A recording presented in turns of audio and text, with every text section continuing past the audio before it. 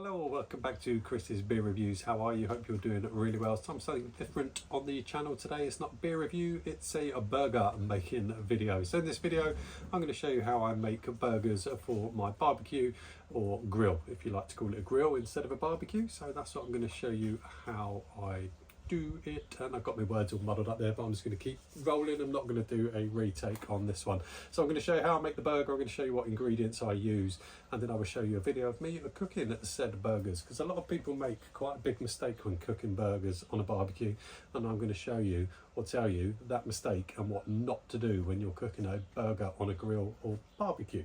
Anyway, so let's start with the ingredients. We have 400 grams of minced beef in the bowl, and something I like to add to burgers, it's not going to be for everybody, is I like to add a bit of pork mince as well. So there's 100 grams of pork mince in there. Now I'm making this for 4 people, so it's going to be 4 burgers from this, so that'll come out 125 grams per burger, which makes 500 grams. So I like to use a bit of pork because it adds a bit of moisture. And it makes the burger a bit lighter in flavour as well. I also don't like big, thick, chunky burgers. I like quite thin burgers. So adding a bit of pork, it makes it a little bit lighter and it adds a little bit more kind of juiciness to the burger as well. But if you're doing that, you've got to be mindful if you're cooking for people, whether you've got people that don't eat pork or pork allergies or pork for religious reasons, you need to be mindful of that. Thankfully, everybody in this household eats beef and pork. So here we go. So we've got the pork and the beef in there. We're going to start off with just a small amount of celery salt, just a very small amount, just a little sprinkling. And then we're going to add a little sprinkling of onion granules, probably be a little bit more than a little. There we go. And then we're going to add some smoked garlic granules.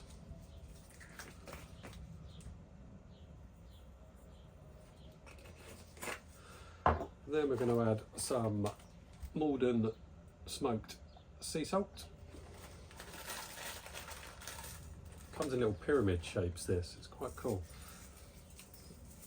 A couple of pinches of the sea salt.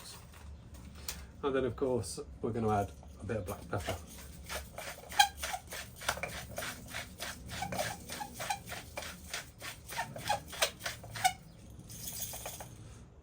And whilst we're doing that, just have a little swig of beer.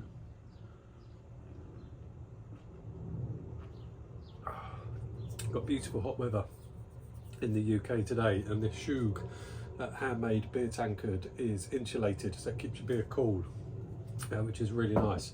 So I am drinking a bottle of a Warsteiner. So right, once you've got all those ingredients in there, there is no need to add a binder with this. No need whatsoever to add a binder. Some people are chucking an egg in, people have put oil in. You just don't need to. You do not need to add a binder. And I can prove that when we cook these. So now we're just going to mix it all up. Really squeeze it through the fingers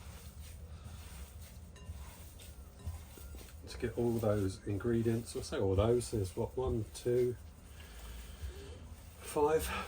Pepper, salt, a little bit of celery salt, onion and garlic. That's all you need. That is all you need.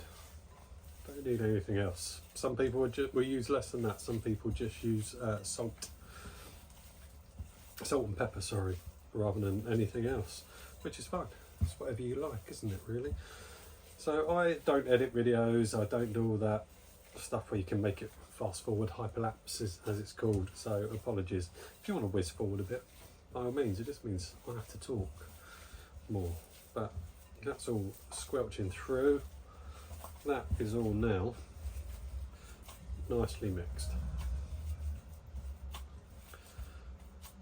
Good stuff. We're going to move that to there. We're going to introduce the weighing scales. And as I say, I know that these need to be 125 grams per burger. So let's have a look at that one. 132. That'll do. Just under 125. So I roll them up into a ball. I'm not going to do this. It's only 4 burgers I'm making, so it doesn't really matter. But we'll move that out of the way. Get a bit of grease-proof paper, pop that on there. I'll pop another slice, another piece on top of that, and then I take my Wholesome burger press. This is huge, completely covers my face, and give that a push down. Nice little push.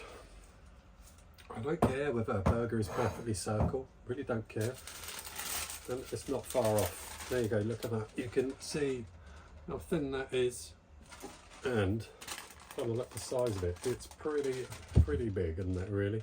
But yeah, that's how I like my burgers. I don't like big, thick, chunky burgers. I like them nice and thin. They cook quick and they hold their flavour and they hold that juice in them because they're not sitting on the grill for ages. So everything just holds in at that temperature. When you make big thick burgers, that's when people make the mistake that I will show you. So there you go, that's how I make my burger. I will do one more for you, and then the next stage I'll see you on the grill. So let's just do one more. 111, 124, that'll do. 124, that'll do. So let's pop that on there. Another piece of greaseproof paper over the top. Take your big ass burger press. Push that down. Happy days. This one isn't particularly round, it's almost gone square, but the thickness is almost identical to the other one. So there you go, there's two done. Nice big size burgers, all good. Next time I see you, it'll be on the grill, and I'll show you how easy it is to cook these. And they only get flipped once, and it only takes a few minutes to do these, but they hold all that flavour and all that moisture. I will see you very shortly on the grill. See you in a sec. Hello, welcome back. So we are now back at the grill with the Weber barbecue. I've had this Weber barbecue years, and it's been an absolutely outstanding performer. Done so much with this barbecue. But anyway, enough of that. You've seen me make the burgers. Let's go and we put them on the grill, and I'll show you how quick and easy and simple these are. So let's move the grill off, the lid off. Nice heat coming out there. It's not super hot, but the right temperature for doing burgers. So here we go, here's the first one. Just peel that off, put that on, nice little sizzle. Here comes the second one. So as you can see, this grill is set up for indirect and direct cooking. So we've got coals under here, and this side we don't. There is a reason for that, because these will go over there when I do the other two. And when they go over there, I'll also put the cheese on top as well, because you've got to have cheese on a burger, right? So I'll move those over when they're pretty much done, and they would just sit over there with a little bit of temperature, and the cheese would just slowly, gently melt over those. So as I said about a mistake a lot of people make when cooking burgers on a barbecue grill. In the UK we call them barbecues, in America they call them grills. Is people will take a spatula type device like this when their burger is on the grill, and what they would do is, whilst it's cooking, is push down on the burger with the spatula. There's absolutely no need to do that. Pushing down on the burger is going to cause you two issues. First, you're pushing all that fat out of the burger, all that lovely moisture that's in a burger. You're just squeezing it out by pushing it down, and then where that moisture is going, that fat and that moisture and flavour, is going straight onto the hot coals. And what that's going to do is create flare-ups for you, which is going to give you big flames licking up around your burgers, causing a bit of charredness, not always the best of flavour.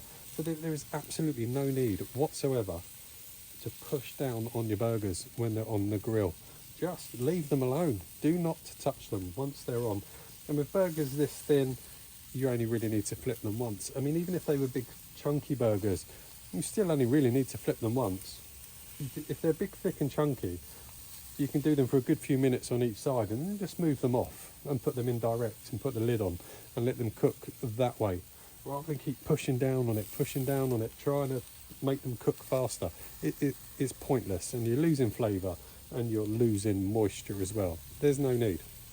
I think I've made that fairly clear, haven't I, really? So when they're on the grill, just leave them on the grill. Let them do whatever they need to do. And there's moisture pooling up, starting to pool up on the top of these, which is fine. That will kind of drop back into the burger as well. Some of it will still be there when I flip them, which will create an initial flare up. There's nothing wrong with that. A little bit of flame grill. There's certainly nothing wrong with that. Don't know if you can see it, but there is definitely moisture on the top. And when I know it's ready to flip these, is I look at the edge and I can see they're just starting to brown on the edge. And when I see that happening, I know we're probably getting quite close to the stage where we need to flip them. Remember, they're only thin. These are going to cook fairly quickly. Okay, I'm cooking 4 burgers, so I know I've got to get another 2 on as well. I could put another one here, but I haven't got all the coals right up to this edge. But it doesn't matter, because I'm going to move these over to there. Put the cheese on top. Happy days, they would just sit there and maintain their moisture. So these are getting quite close to the stage where we need to flip them. There's a few flames still going on in the coals, but if you squeeze them, you're going to get big flames, and that's not what you want. Yeah, you want a bit of flame grilled effect, but that's going to happen when I flick these over. We are going to probably get a little rush of flames, and then it would just die back down. But if you're constantly pushing them, constantly squeezing them, you're going to have problems. Excuse me. So these are probably almost ready. Excuse me. These are probably almost ready to flip. I hope I've got it right, so I'm going to look very silly if they don't look like they're ready to flip when I turn them over. But I've done this enough, but you never know. When you do a video, things can go wrong. So I think we're moving into that flippy territory. So let's have a go. If it's not, I can just put it back. But generally, you only need to flick for once. There you go, look at that. That looks divine. So was that one. Lovely colour to them, with gentle little bit of char, which you probably can't see. Can I zoom this? Yeah, there you go. A little bit of stripes on them as well. Let's just leave that there. So that's looking lovely. So what I would do now is I'll actually put the cheese on now. For these 2. Now you can put whatever cheese you like on your burgers, whatever you fancy.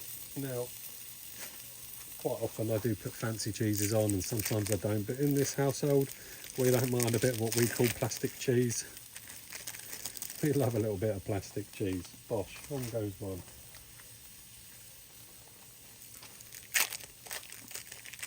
On goes another one to the other one. If I can get it out, a little bit of plastic cheese. Bosh, on that goes. And that's pretty much it.